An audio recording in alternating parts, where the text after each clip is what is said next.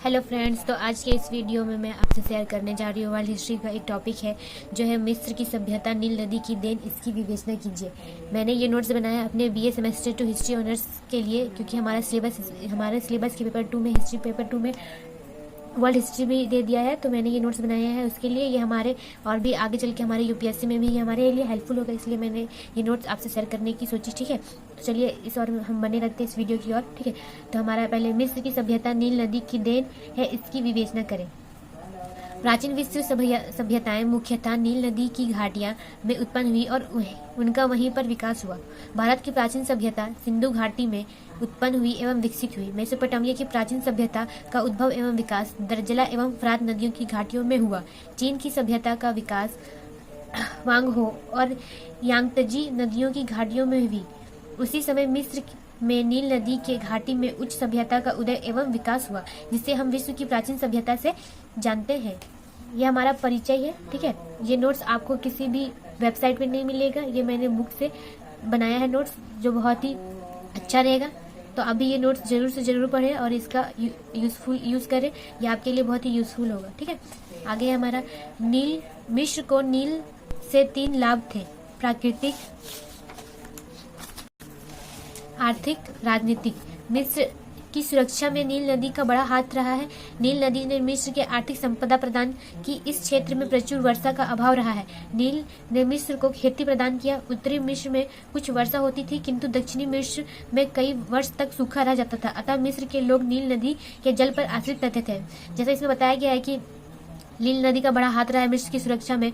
नील नदी के वजह से वहाँ पर ही सूखा रह जाता था, तो नील नदी के पानी से वहाँ पर ही खेती की जाती थी, जो बहुत ही अच्छी मात्रा में वहाँ पर फसल होती थी। अब जहाँ पर नदी होता है वहाँ पर ही बाढ़ आने के कारण वहाँ की मिट्टी क्या हो जाती है, उपजाऊ हो जाती है, जिसकी वजह से वहाँ पर खेती क्या होता है, बहुत अच्छा होता है। ठीक है, तो पहला टॉपिक है हमारा कृषि। इस नदी की मदद से ही वहाँ के किसान चावल, गेहूं, गन्ने और जौ आदि की खेती करते थे। यह वहाँ के मुख्य फसलें हैं। अक्टूबर से नवंबर तक नील बाढ़ से भर जाती थी और उसके आसपास के खेत भी पानी में डूब जाते थे। बाढ़ से नई मिट्टी आती थी जो बहुत उपजाऊ होती थी। इस प्रकार नील मिस्र वासियों की जीवन रेखा थी। जैसे मैंने पहले ही बताया कि उपजाऊ मिट्टी होती है, बाढ़ के जो नई मिट्टी आती रहती है वो क्या होता है, बाढ़ आती रहती है तो क्या मिट्टी धुलते जाती है, जिसकी वजह से मिट्टी क्या होती है, उपजाऊ हो जाती है। ठीक है, तो अगला टॉपिक है हमारा सिंचाई। मिस्र वासियों ने नील नदी से नहरें निकालकर सिंचाई की व्यवस्था को वर्षा के अभाव में नील नदी के पानी से खेती बाड़ी की। ठीक है, आगे है व्यापार। नील नदी के फलस्वरूप मिस्र का व्यापार बढ़ा तथा उसका संबंध यूरोपीय तथा एशियाई देशों से हुआ। नील नदी भूमध्य सागर से गिरती थी।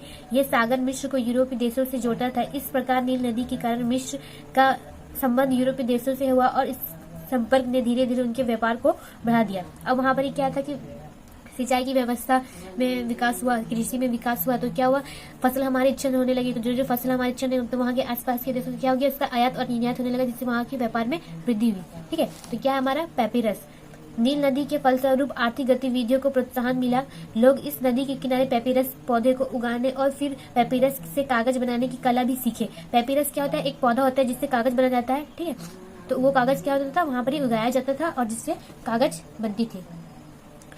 इससे न केवल व्यापारिक बल्कि बौद्धिक जगत को भी प्रोत्साहन मिला। शिक्षा और लेखन सामग्री में पैपिरस का उपयोग होने लगा। आगे हमारा नहर निर्माण कला का विकास। नील नदी के कारण नहरों के निर्माण के बारे में सोचा गया। इस प्रकार नहर निर्माण के कला का विकास हुआ। नील नदी के कारण ही खेती की नापजोख की प्रक्रिया आरंभ हुई। अब क्या की खेती होगी तो वहाँ पर क्या होगा कि नापजोख भी हो जाएगा कि किस तरह से खेती किया जाए। ठीक है, तो इस तरह से नापजोख का भी विकास हुआ, प्रक्रिया आरंभ हुई और हमारा क्या था, नहर निर्माण का विकास हुआ। ठीक है, आगे हमारा नगर। नील नदी से मिस्र वासियों को एक और लाभ हुआ। मिस्र के बड़े बड़े नगर नील नदी के किनारे बस गए। अब जहाँ पहले भी हम पढ़ चुके हैं, जितनी भी सिंधु घाटी सभ्यताएं हैं, जितने भी नगर ये हुए, सिंधु घाटी, मगध हो गया, और भी जितने भी राज्य हमारे, वो क्या थे, नदियों के किनारे ही फले फूले हैं और उनका विकास हुआ है, क्योंकि नदियों के किनारे हमें हर एक सुविधा मिल जाती है। इस नगरों का जहाँ व्यापारिक महत्व था वहाँ राजनीतिक महत्व भी था। नगरों में निवास करने वालों के बीच राजनीतिक चर्चाएं होने लगी। अब जाहिर सा बात है कि लोग रहेंगे तो वहाँ पर राजनीतिक चर्चाएं भी आरंभ होने लगेगी। वैज्ञानिक उपलब्धि। मिस्र की वैज्ञानिक उपलब्धियां सब नील नदी की देन है। वहाँ प्रतिवर्ष बाढ़ आने के कारण वहाँ कृषि को एक व्यवस्था के अंतर्गत करना पड़ता था। इसके लिए फसल चक्रानुकरण की विधि अपनाई गई।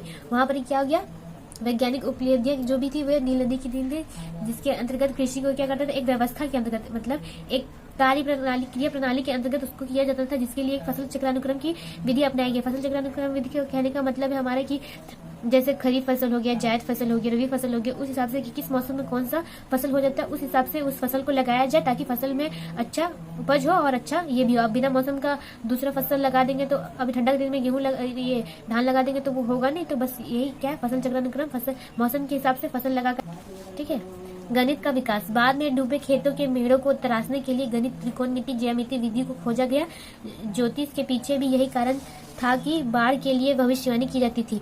पहले भी क्या था कि पहले के लोग क्या करते थे, भविष्यवाणी किया करते थे। आज के भी लोग भविष्यवाणी करते हैं। मिस्र की कला के लिए पत्थरों की मूर्ति विशाल खंडरों से बने होते थे, जिन्हें पिरामिड कहा जाता था। मिस्र सभ्यता का सबसे फेमस चीज क्या था, पिरामिड। पिरामिड की वजह से ही वहाँ पर मिस्र को क्या है, पिरामिड काल की सभ्यता भी कहा जाता है। इसके निर्माण के लिए प्रस्तर खंड 600 मील दूर से लाया जाता था। यह प्रस्तर खंड नील नदी के द्वारा लाए जाते थे। प्रस्तर खंड कहाँ से, नील नदी के द्वारा लाया जाता था, नील नदी के उस पार जाकर के लाया जाता था। साहित्यिक रचनाओं में नील नदी का योगदान, मिस्र की साहित्यिक रचनाओं में भी नील नदी का विशेष योगदान रहा है। नील नदी में जून से बाढ़ आने और अक्टूबर तक समाप्त होने की मृत्यु और पुनः जन्म की आख्यान में लिखा है। नील नदी के कारण औपनिष आख्यान का महत्व बढ़ा। अगला टॉपिक है, नील नदी ने मिस्र वासियों को मजबूत और कर्मठ बनाया। उन्हें बाढ़, अनावृष्टि आदि प्रकोपों का सामना करना पड़ता था। कृषि, व्यापार व्यवस्था, पिरामिड निर्माण आदि सब के सब उन कठोर परिश्रमों का निर्माण है जो नील नदी का देन है। नील नदी के कारण मिस्र वासियों के हृदय में प्राकृतिक शक्तियों के प्रति देवत्व की भावनाओं को पैदा किया गया, जो मानव की जीवन को, ठीक है। प्रमुख देवता, मिस्र वासियों के प्रमुख देवता नील और सूर्य थे। प्रमुख देवता नील और सूर्य थे। जिस प्रकार नील नदी प्रतिवर्ष जीवन मृत्यु की कहानी दोहराती है, उसी प्रकार सूर्य उदय और अस्त के क्रम में निकलता और डूबता है। नील नदी ने वहां के लोगों को नैतिक पद्धति में बांधने में विकास किया। नील नदी से मिस्र की सुख समृद्धि का आधार रहा है। मिस्र के आर्थिक जीवन में इतना महत्व हो गया कि इसी मिस्र के जीवन रेखा की संज्ञा दी गई। नील नदी को क्या दी गई, मिस्र के जीवन रेखा की संज्ञा दी गई। तो ये आज का आंसर मेरा कंप्लीट हो गया, ठीक है। अगर आपको ये वीडियो अच्छी लगे तो लाइक करें, सब्सक्राइब करें और कमेंट करके बताएं कि मेरा आंसर कैसा है। Thank you.